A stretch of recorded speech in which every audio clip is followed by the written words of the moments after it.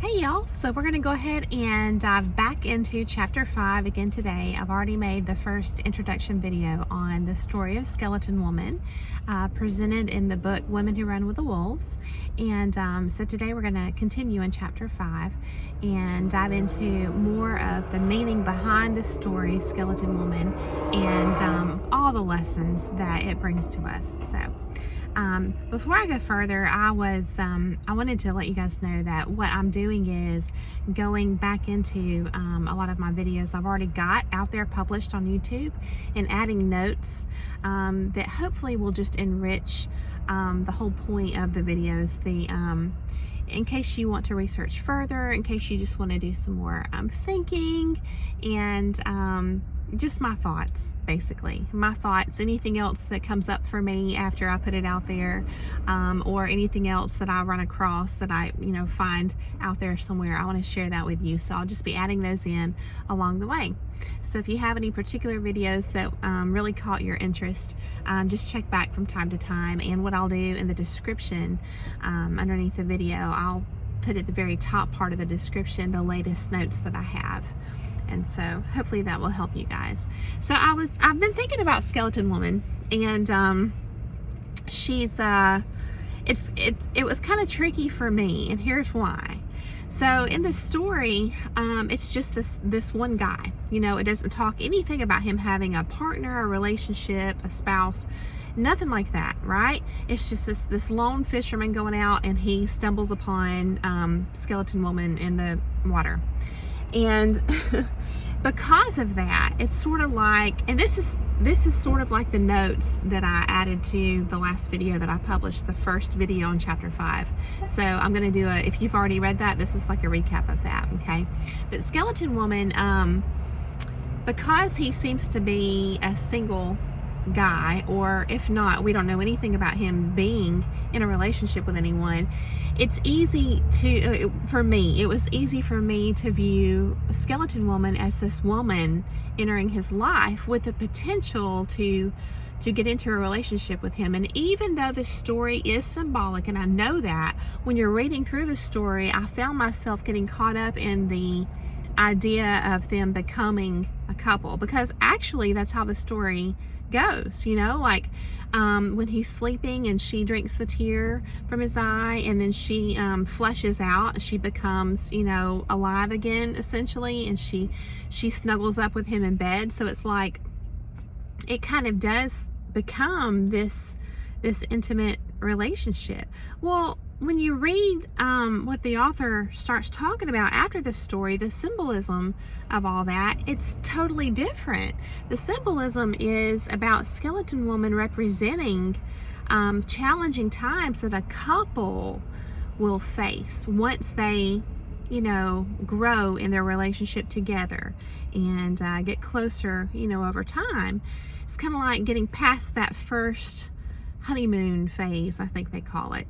So to me, if that's truly what Skeleton Woman represents, is those challenging times that make you want to run, that are uncomfortable, that essentially test the relationship, you know what I'm saying, then shouldn't he have had, in the story, shouldn't he have already had a partner and the two of them run into Skeleton Woman?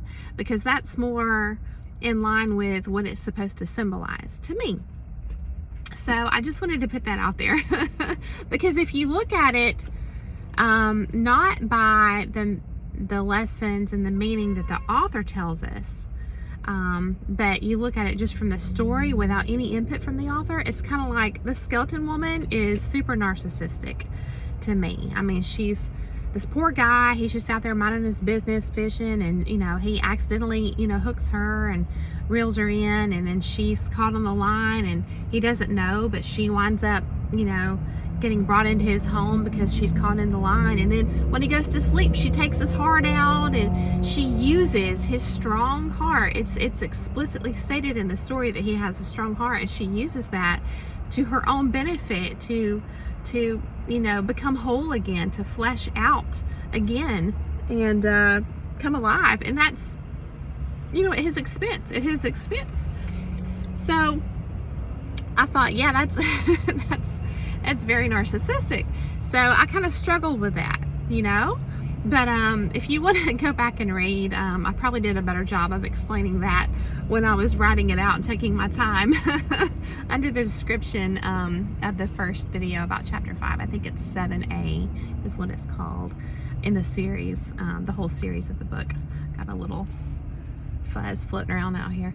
But yeah, so I'm really looking forward to getting further into this chapter, because what I'm doing is I'm only reading the portion that I present to you each time. I'm not reading ahead, and I'm doing that on purpose. Now, I think there's been a time or two, like in the beginning of the book when I was doing this with you all, that I did go ahead and read the whole chapter and notate and everything before I started presenting in sections. But the truth is, I like only reading the section that I'm going to share with you all, because I feel like I may get a certain understanding of this particular section of a chapter that may totally change once we get into the next section of that chapter.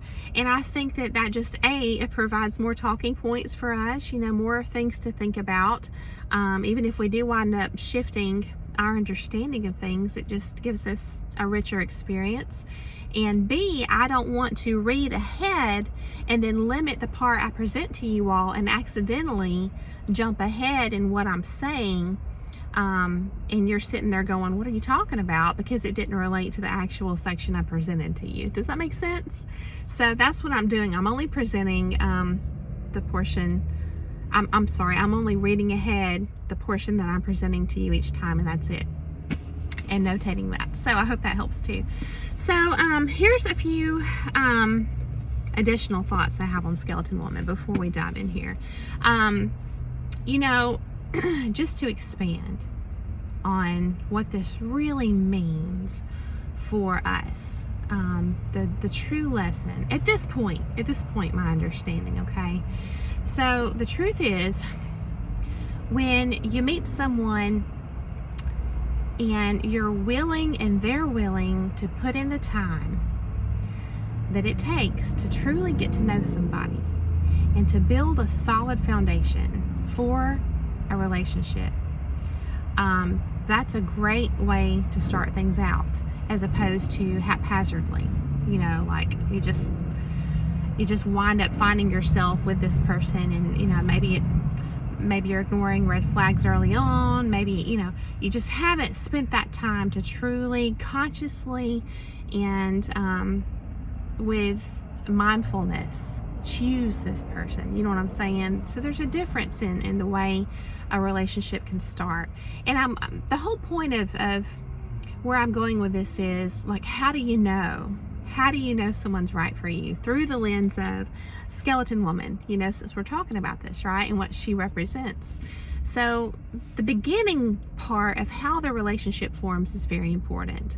And so that, to me, I think that's a big sign before Skeleton Woman even enters the picture, is, are you and are they willing to put that time in to get to know each other and to build that strong foundation?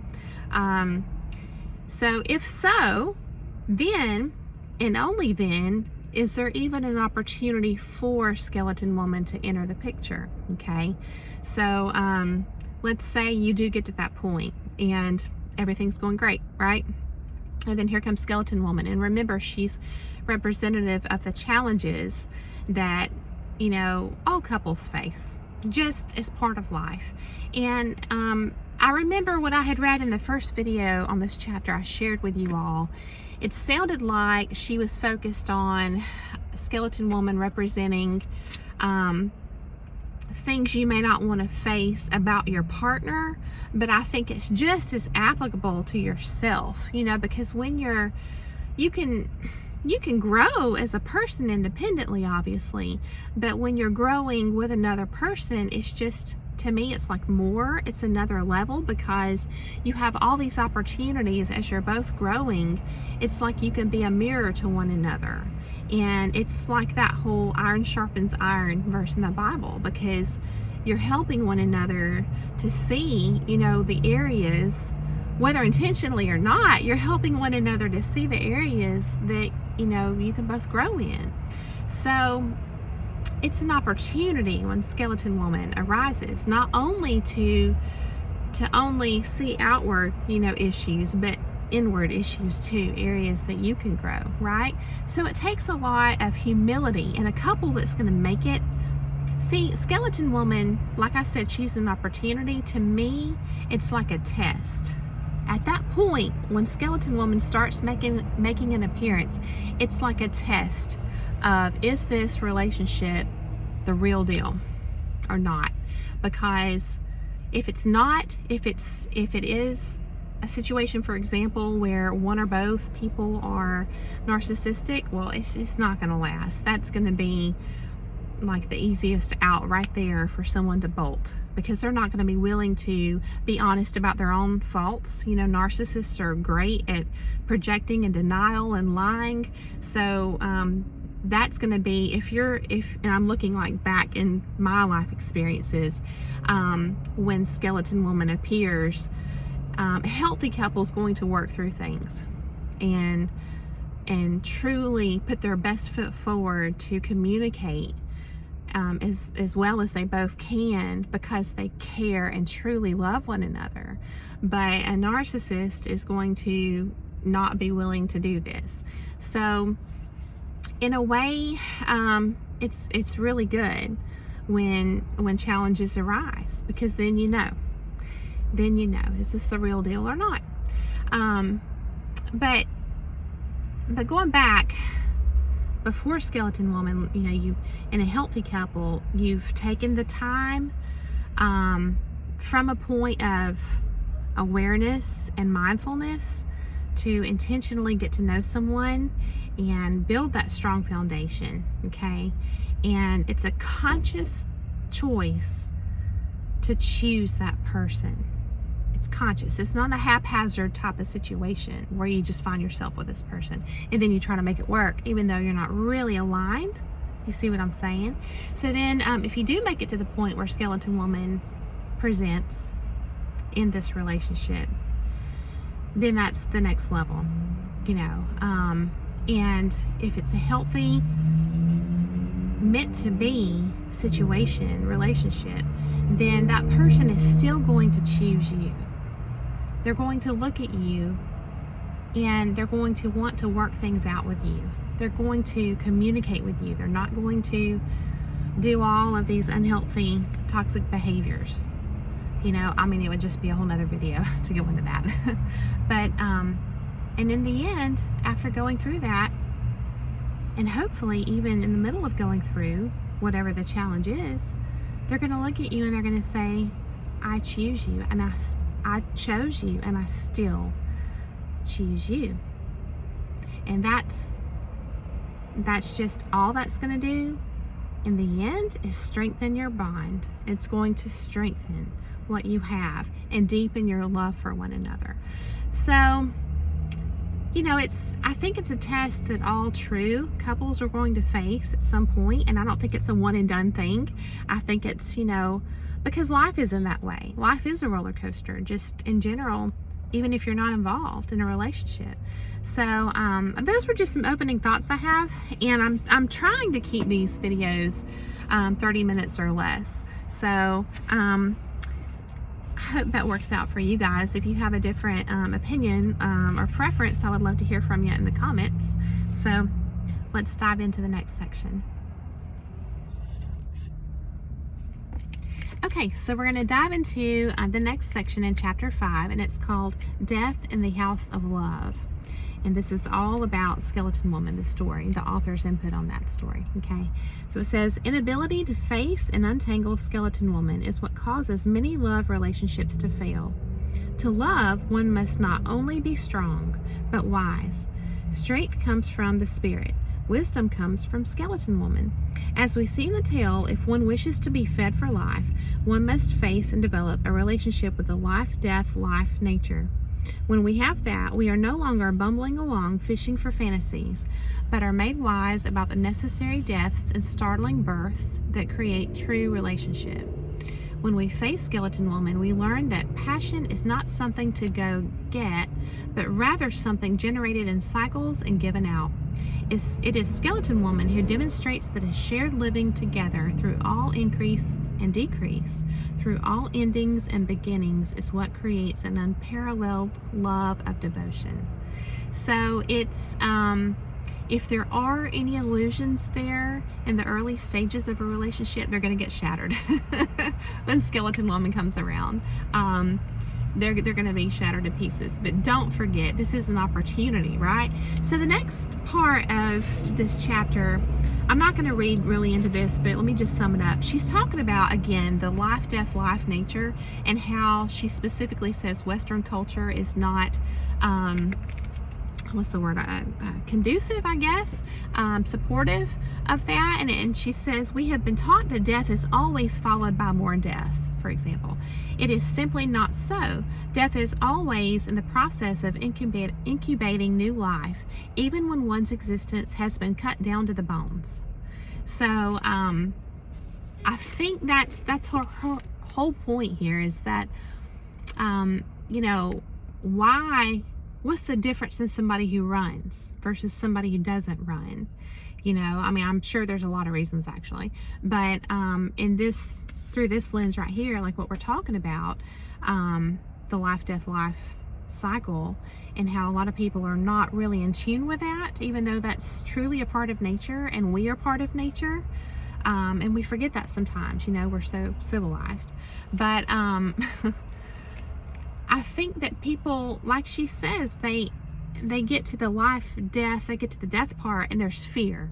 There's fear that there's nothing more. And I think that that may be why they don't want to face the hardships, because it's like, well, if we just pretend it's not there, then we don't have to deal with it. When in reality, all that's going to do is just, you know, add another nail in the coffin to the relationship. You can't ignore problems. You just can't. And a true love is not going to want, they're not going to want to do that. They're going to want to work everything out, you know. I'm remembering my grandmother used to say, and there's also, I remember a conversation I had with a beautiful soul. We were talking about this too. So it's kind of interesting, but because it reminded me of my grandmother. You know, I had this conversation with her that it's like ideal that you would not let the sun go down every day, like before a disagreement was resolved. And I think that's beautiful. And I think that when the love is true and there's no, you know, toxicity and narcissism involved in a partnership, I think that both people are going to want that, you know, to have it resolved, truly resolved as soon as possible. But that does mean facing that cycle. In other words, it's not that the love dies or the relationship dies in the life, death, life cycle. It's just that maybe the way something is done or a perception is shattered or, you know, dies. But it's also transformed. There's something new that comes from it. And that's part of the growth process within each person and within the couple, the relationship itself. So it's just having that strength. And, you know, she opens up this section talking about strength and wisdom. So, just so interesting, isn't it? So we've already covered the other sections in chapter 5, up until the section called the chase and the hiding. So we're now going to go into that a little bit. And she opens it up talking about the death nature and how it has, and she says, an odd habit of surfacing in love affairs just at the time we feel we have won over a lover, or just as we feel we have landed a big fish. So it says that's when the life, death, life nature surfaces and scares everyone sideways. That is when more contortions go on about why love cannot, will not, should not work for either party concerned. That is where all diving into the burrow is done. It is an effort to become invisible. Invisible to the lover? No. Invisible to skeleton woman. That is what all the running and hiding is about. But as we see, there's nowhere to hide. So she kind of goes into, in the story, you know, skeleton woman, you know, she's caught in the fisherman's line, and so she's bumping behind him when he's, you know, got onto land and he's running and he's carrying his fishing pole, and so she's like bumping behind him because she's caught. In other words, you can't run away from it, you know. And she also talks about, it says, we see this odd phenomenon in all love affairs. The faster he runs, the more she picks up speed. When one or the other lover attempts to run from the relationship is paradoxically invested with more life. And the more life that is created, the more frightened the fisherman becomes. And the more he runs, the more life is created. This phenomenon is one of life's central tragic comedies. So just a little interesting portion there. And then I'm going to kind of scan through and skip a little bit. She says, the running and hiding phase is the time during which lovers try to rationalize their fear of the life-death-life cycles of love. They say, I can do better with someone else, or I don't want to give up my fill in the blank, or I don't want to change my life, I don't want to face my wounds or anyone else's, I'm not ready. And so it says, to be trapped by Lady Death, the horror of meeting the life-death-life force face to face.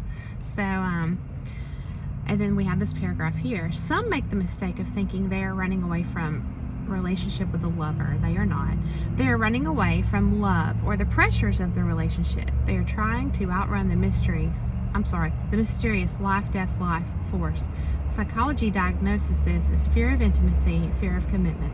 But those are only symptoms. The deeper issue is one of misbelief and distrust. Those who run away forever fear to truly live according to the cycles of the wild nature. So, through the lens of narcissism, this is interesting because I feel like, and again, I'm not a professional, this is just, you know, after my life experiences, but I feel like that's the whole issue with narcissists. They don't want to get real with you or with themselves. They're literally living a false life. They're living a, you know, just everything is pretend, everything is superficial and surface level with them. They're never going to deeply connect with another person because they don't want that. And then you have people who have been entangled with someone like that, who is hesitant, but for different reason, you know, which is understandable, because once you've been through some things like that, it's, you know, it takes some time to process what you went through and to heal and to grow in your wisdom and your discernment and understand, you know, your part in being entangled with that, why you didn't leave sooner, you know, red flags that you may have just overlooked, things like that. It's an opportunity, just like Skeleton Woman, it's an opportunity to grow. And so, you know, that's the thing about reading anything or talking to anyone or considering all of these concepts.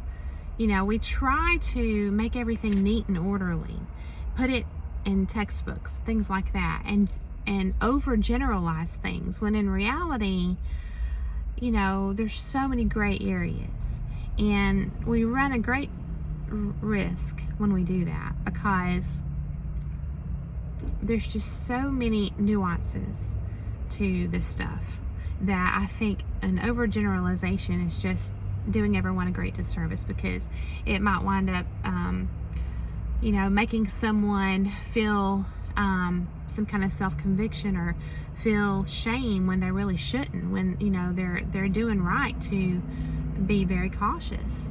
And it just depends. Everything depends on the circumstance, the person, their heart, their efforts. So that's just something to consider as we read through this book. And I know that, you know, things kind of have to be simplified, oversimplified, and not, you know, notated, you know, every couple of sentences with footnotes and references and everything, like if this then this. I mean, you could never even complete a book if you tried to go about it that way. But I think we just need to be mindful. We need to be very mindful that, you know, it's not, nothing is absolute when it comes to this kind of stuff. It really is dependent on context and the situation and the person. And so just keep that in mind. It's something that I keep in mind as I read through this book and books like this. So, but she just goes into the story a little bit more and talks about, it says, okay, for example, there's a vast difference between the need for solitude, like I was saying, and renewal, and the desire to take space to avoid the inevitable intercourse. She says intercourse with skeleton woman. She says, but intercourse, meaning exchange with and acceptance of the life, death, life nature, is the next step in order to strengthen one's ability to love. So that's exactly what I was just talking about there. You know, like the reason for someone, like for example, being hesitant or waiting or taking time, you know, it just depends. The reason a narcissist is going to do that is totally different than the reason someone who's come out of a narcissistic relationship is going to do that. So the next section is called Untangling the Skeleton, and I'm just going to read the opening part of this for you, and then we're going to go ahead and wrap this up, and I'll start a new video to continue chapter 5. So, Untangling the Skeleton. The Skeleton Woman tale is one of many universal suitor test stories. In a suitor test, lovers must prove their right intention and power, usually demonstrating that they have the cojones or ovarios to face a powerful and fearsome numinosity of some sort. Though here we call it the life, death, life nature, others might call it an aspect of the self or the spirit of love, yet others might say God or Gracia, a spirit of energy, or any number of appellations. So it's just leveling up. It's leveling up in a love type relationship, an opportunity to level up. And so I hope that you're enjoying this as much as I am. I'm going to go ahead and wrap this up, and then we'll just keep going after that. So it's broken up and it's not too much at one time. Thanks so much for joining me, and I hope that you guys are enjoying it. Please give it a thumbs up if you are. I would love it if you wanted to subscribe, and you can always hit the bell to be notified when I post more content. Thanks so much, and I'll see you soon.